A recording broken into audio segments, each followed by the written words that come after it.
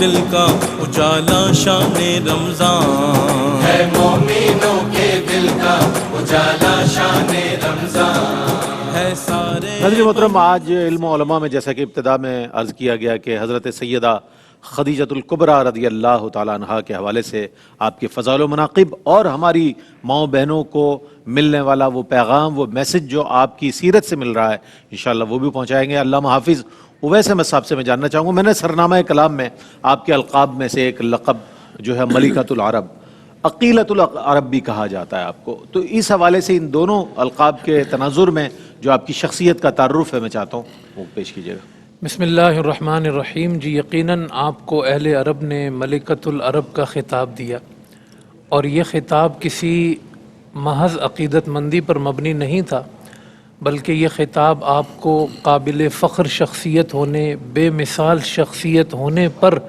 آپ کو یہ لقب دیا گیا۔ اور اگر اس کے مختلف پہلوؤں کو دیکھیں کہ آپ کو ملکۃ العرب کیوں کہا گیا، تو ایک بنیادی چیز یہ تھی کہ آپ اس ماحول میں کہ جہاں عورت کا کوئی مقام نہیں ہے، عورت کو کوئی اہمیت نہیں دی جاتی ہے، اس سوسائٹی اور اس ماحول میں آپ نے اپنے آپ کو منوایا، اپنے کردار کو منوایا، اپنی شخصیت کو منوایا۔ جس فیلڈ میں آپ گئیں، آپ نے تجارت کی تو تجارت میں آپ نے اپنے آپ کو ممتاز کرایا، تو آپ نے اپنی شخصیت کو اس ماحول میں جو منوانے کی پوزیشن ہے آپ اس میں آئیں، تو یہ آپ کے ملکۃ العرب ہونے کی بنیاد تھی کہ آپ نے ہر شعبہ زندگی میں کہ جس میں آپ، اگر جیسے آپ نے عقیلۃ العرب کہا، یہ بھی آپ کے ملکۃ العرب ہونے کا ایک سبب تھا، یعنی کہ آپ عرب کے لوگوں میں سب سے زیادہ عقل مند بھی تھیں، یہ عقل مندی بھی جو ہے وہ آپ کے ملکۃ العرب ہونے کا سبب ہے۔ اسی طرح جو ہے وہ آپ ایک سردار گھرانے سے تعلق رکھتی تھی، آپ سردار کی بیٹی تھیں، آپ سردار گھرانے سے تعلق رکھتی تھی۔ پھر جو ہے وہ والد کا وصال ہوا، شوہر کا وصال ہوا، اس عالم میں بھی آپ نے ہمت نہیں ہاری، وہ جو کاروبار تھا آپ نے اس کاروبار کو جاری رکھا۔ پھر ملازمین کا ایک نیٹ ورک ہے، اس ملازمین کے نیٹ ورک کو آپ نے قائم رکھا،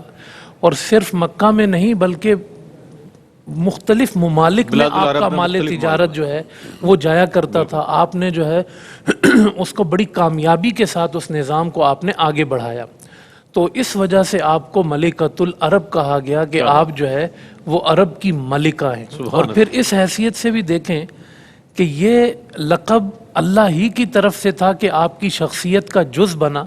کیونکہ اگر مستقبل کے اعتبار سے دیکھا جاتا تو آپ امام الانبیاء کے نکاح میں آنے والی تھی، جو سارے جہانوں کے بادشاہ ہیں، اور ویسے بھی خاتون اول کہلائیں، ہاں، جو امام الانبیاء ہیں، تو آپ ان کے عقد میں آئیں تو بھی آپ جو ہے اس حساب سے بھی آپ ملکۃ العرب بنی، یعنی آپ وہ خاتون تھیں کہ جو سردار خاتون تھیں اور ایک سردار کی بیوی تھیں آپ، تو اس حیثیت سے بھی آپ کو یہ مقام حاصل ہوا۔ اور پھر عقیلۃ العرب پہ اگر آپ دیکھیں کہ کیا اللہ نے آپ کو عقل عطا فرمائی تھی، کیا فراست عطا فرمائی تھی، کیا ذہانت عطا فرمائی تھی، اس میں آپ یہ دیکھیں کہ ایک تو دنیاوی کاروبار ہے، اس میں آپ ماہر، اور دوسری طرف جب حضور کے عقد میں آ گئیں اور اسلام کا اعلان ہوتا ہے، تو جب اللہ سے تجارت کرنی ہے، اللہ کے رسول کے لیے مال خرچ کرنا ہے، اللہ کے لیے مال خرچ کرنا ہے، تو بھی آپ ایک قدم پیچھے نہیں رہی، آپ نے جو ہے وہ مال اللہ کی راہ میں دیا۔ یہ کتنی فراست کی بات ہے، کتنی ذہانت کی بات ہے کہ انسان مال بچانے میں لگا رہتا ہے، لیکن وہ سمجھتی تھی کہ یہ جگہ مال خرچ کرنے کی ہے،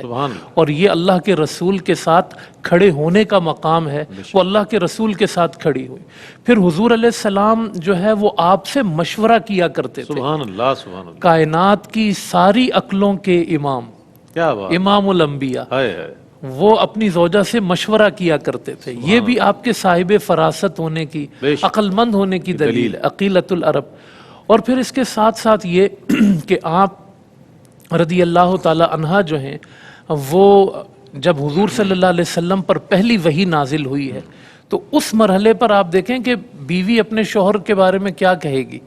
لیکن آپ کی سوچ دیکھیں کہ آپ نے حضور کے ویژن کو آگے بڑھانے کے لیے کیسے الفاظ کہے کہ واللہ لا یخزیک اللہ ابدا، اللہ آپ کو کبھی رسوا نہیں کرے گا، آپ میں یہ صفت ہے، یہ صفت ہے، یہ صفت ہے. تو کس طرح آپ حضور کے ساتھ کھڑی ہیں اس مرحلے پر. یہ کائنات کی جو ہے وہ ساری عورتوں کے لیے ایک مثال ہے کہ حق کے لیے اپنے شوہر کے ساتھ کھڑے ہونا یہ کتنا ضروری ہے. تو ان تمام امور کے اندر جو آپ کی فراست ہے، آپ کی ذہانت ہے، آپ کی عقل مندی ہے،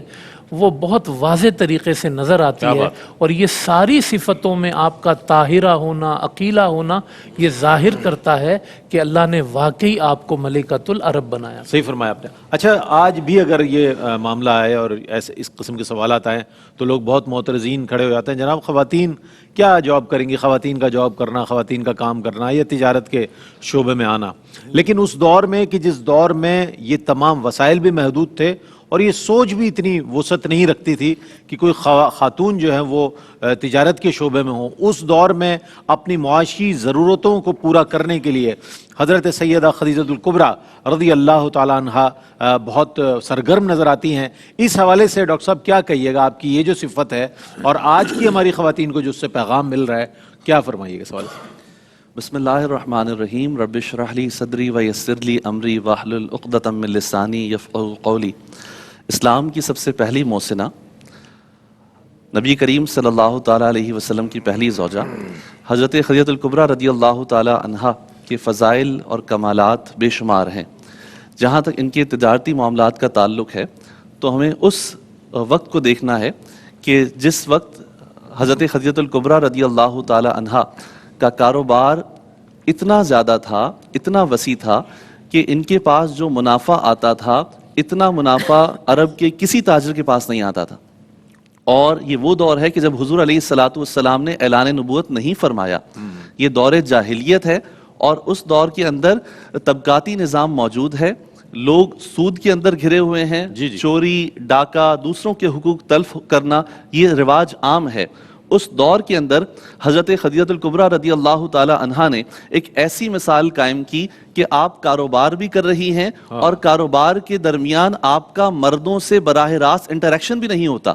مورخین نے لکھا ہے کہ جب حضرت خدیجۃ الکبریٰ رضی اللہ تعالی عنہا کو ضرورت ہوتی تھی کسی سے بات کرنے کی تو آپ اپنی کنیز نفیسہ کو بھیجا کرتی تھی جو بعد میں اسلام لے آئی تھیں، اور وہ جا کر بات کرتی اور پھر معاملہ طے ہوتا. اسی طریقے سے حضرت میسرہ کو بھیجا کرتی تھی. تو یہ ہمارے لیے ایک بہترین مثال ہے کہ عزت، عفت، پاک دامنی ایج آف اگنورنس میں، دور جاہلیت میں آپ نے اس کا بہترین مثال آپ نے پیش فرمائی ہے. اور اس کے علاوہ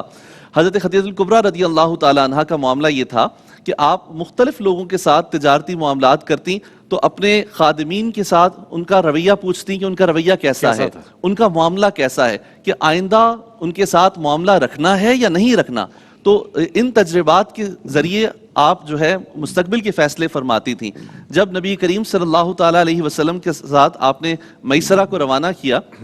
تو کچھ ہدایات دیں کہ حضور علیہ الصلاۃ والسلام جب کوئی معاملہ کریں تو اس کے اندر اپنی رائے مت دینا، نبی کریم صلی اللہ علیہ وسلم کی رائے کو فوقیت دینا، حضور علیہ الصلاۃ والسلام جو فیصلہ فرما دیں اس فیصلے کو مان لینا. تو اس طرح کی بہت ساری جہات ہیں جو آپ کی معاشی اعتبار سے جب ہم مطالعہ کرتے ہیں آپ کی سیرت کا تو ہمیں نظر آتی ہیں. اور اس دور میں آپ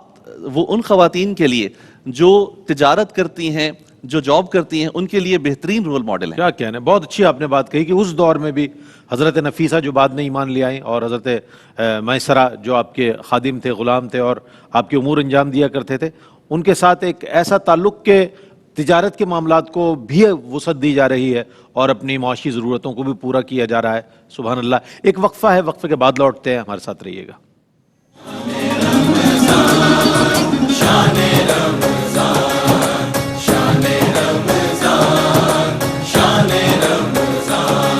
ہے مومنوں کے دل کا اجالا شان رمضان.